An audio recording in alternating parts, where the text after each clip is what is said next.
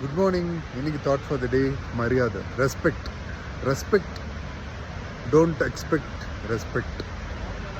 Respect கண்டிப்பாக தேவைங்க. நீங்கள் உங்கள் பெரியவங்களுக்கு ரெஸ்பெக்ட் பண்ணுங்கள்.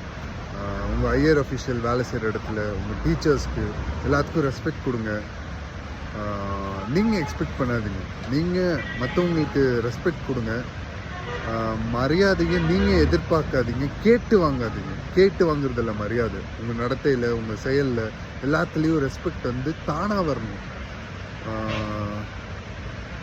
Respect is a good sign.